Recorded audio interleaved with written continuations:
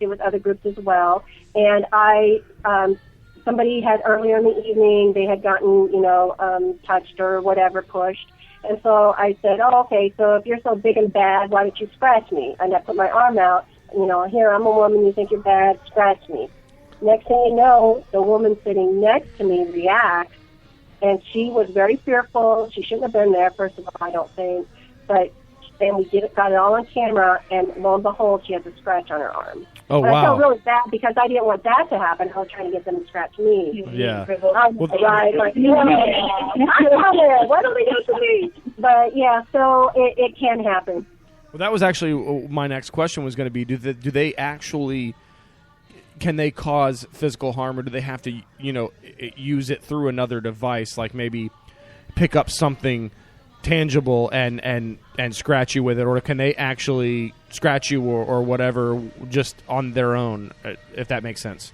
Right, yes. It just depends. I mean, spirits are really, they're people. They were people once, and, now they're yeah. So it just depends on how much energy, like in life, some people have higher energy levels than others. Depends on how much energy that spirit has to scratch you, or if, they're mean enough or nasty enough. So even though if we can't physically see them necessarily, we can physically feel them and their impact. Yeah. Okay. I didn't know if they could impact other things, but not impact us directly. But you're saying they can. That's crazy. And that's scary. Do you find that once? I would imagine that sometimes with these with the paranormal activity, that maybe some of their actions are born from a frustration of not being recognized, of not being perceived and noticed by others. So do you find that when, in fact, you go into these places, you do acknowledge that they're there, perhaps there's some communication to some level, do you find that maybe that kind of mitigates some of the activity, that maybe once they have been noticed, that it satisfies them to some degree? Right. In fact, we have been known to use the Ouija board. We try everything. We try pendulum, dowsing. We will do anything and try everything to communicate with spirits. And when we used the Ouija board, we had the K2 meter. We had other scientific, what's considered scientific devices out to validate. And we had a psychic medium there and all sorts of things. But it was almost as if that movie Ghost, where they're just lining up. Once, Ruthie was able to communicate, it's like they were lining up to communicate with us. And, so they do want to be heard, and they, once they find somebody that can communicate, they're just like all lined up, ready to go. I'm glad you brought up the Ouija board, because one of the things I often hear, the Ouija board phenomenon is a polarizing topic when you bring it up. Yes. Sometimes it's just, sometimes it's a party game. Some people just look at it like, hey, we're having fun, we're having a party. It was made by Parker Brothers, right? Yeah, Bill and Bradley, yeah, exactly. Some people look at it like that.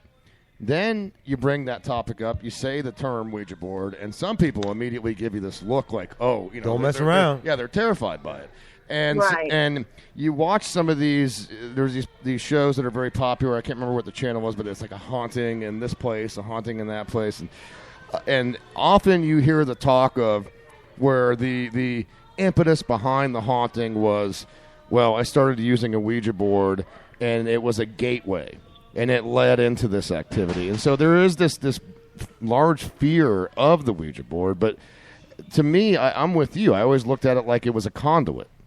Exactly. I mean, I do understand what some people's thoughts are about the Ouija. Is that to use the Ouija, the spirit's channeling through you, because obviously you have to move the planchette, and they have to use your body to move the planchette. And people don't want to be channeled, in that way. I do understand that. But for me, I have seen investigators that are totally against the Ouija, which that's okay. Everybody can have their opinion.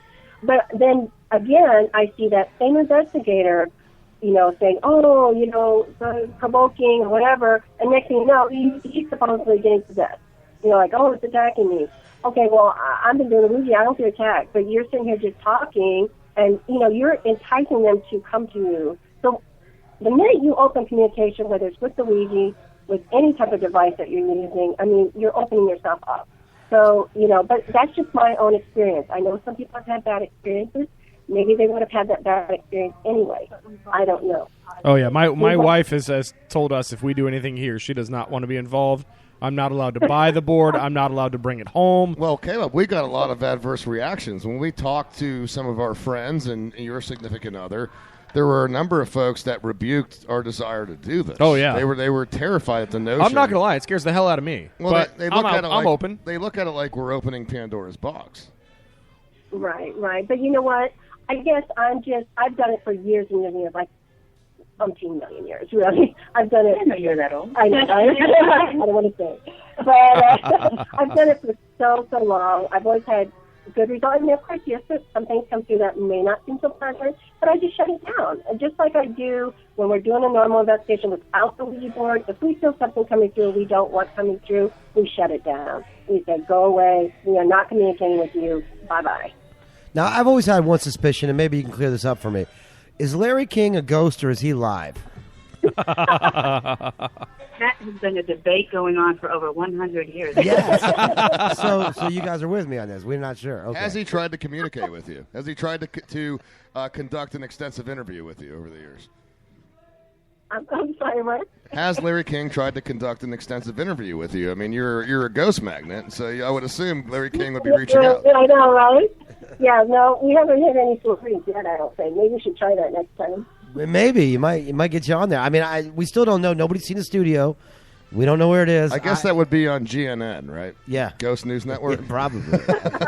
Oh, good one. Good one. I like that. We're talking to the FBI. We're talking to the female paranormal investigators who have been kind enough to join our clandestine radio show here. And, it's a real pleasure to have you. We appreciate the fact that you've been willing to host this interview with us. And we have got to set this up. I am really looking forward to the idea that someone will finally either dissolve the fears that are here or confirm.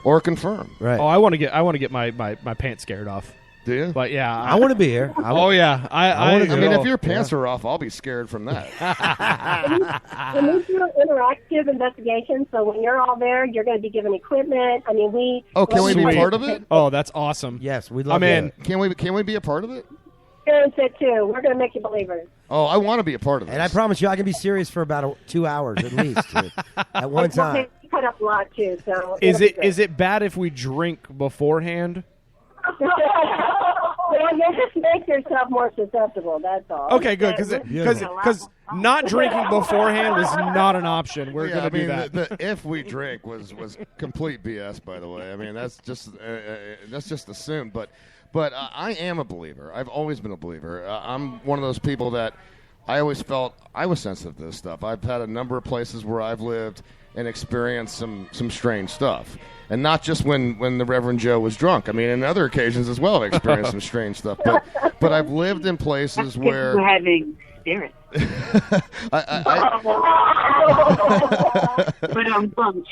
that was good. I like it. Nice. We were drinking spirits, that's for sure. Yeah, the only spirits I've ever seen were in a glass. But I actually lived. You guys, Joe and Caleb, you both know Andy. Right. And my friend Andy, he's in Faith, you know Andy as well. He's a Marine to the core, United States Marine, and from my experience, those kind of guys, it's I believe what I see, and that's about it. They're right. Closed off to a lot of stuff. But him and I lived in this place where we had all kinds of strange phenomena, and the best confirmation I ever got from Andy was, that was weird. I don't know what it was, and I can't explain it, but it was an acknowledgement. You know, we lived in a place where random objects would move on their own. We lived in a place where a clock flew off a wall. A knife with we one day we made this big Italian dinner because we're both Italians. We made this big Italian dinner. We had a knife with butter on it, and the knife literally flung across the room. Bottles were knocked over. How much were you guys drinking? Or smoking? All right. I'm not trying to diminish it. I'm sorry, but we really did. I mean, and this was something. I believe you. And that was the kind of stuff that made me a believer of it. You're sitting there and you're watching it, and it's especially impactful when it's not you alone. When you're sitting there with somebody else and they confirm the same experience. Yeah. Well, that was my question earlier. Was in the situations that I've had, I've always been with other people, and you confirm each other, but you almost build off each other too, and that's where me being a skeptic, I almost see situations like that, and I go, "Holy hell, that was scary," And I know that's what happened, but at the same time, I'm going, is that what happened, or did we convince ourselves? So I would love to be part of something here and being able to experience it firsthand. You know, we were talking about the reality shows. You see all those, and you know, even when I remember when one of them, the big one first came out, everybody was talking about, but no, it's real, and it was like, well, yeah, it's real TV. I mean, so and not that I don't, you know, I say I'm a skeptic, but like I said, I do have some experiences that make me believe in situations as well. So I'm really excited to be a part of something like this, because I think we can really, you know, open some people's eyes, including my own, and really have some fun, maybe get scared and answer some questions. Well, and I think this is a great opportunity for cross promotion.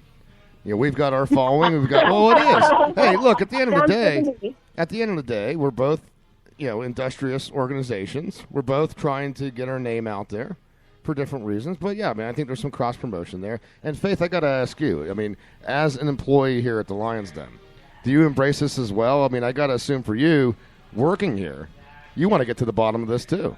Well, honestly, ever since I was a little girl, all, like, Perrin Ghost always, you know, intrigued me and my father. Like, my dad has an EV voice recorder at home that he goes around and plays with my brother. Does he really? Yeah. That's cool. But honestly, it doesn't scare me, and it wouldn't scare me if I found out the truth. I would just be like, "Hey, Ghost, what's up? Like, come on, hang out with me. Can you want help a beer out? Or something? Yeah, grab a Hey, case. I help need me another out. case. Yeah. You want to follow me up here? I mean, it can't be any scarier than a clientele, right? Right.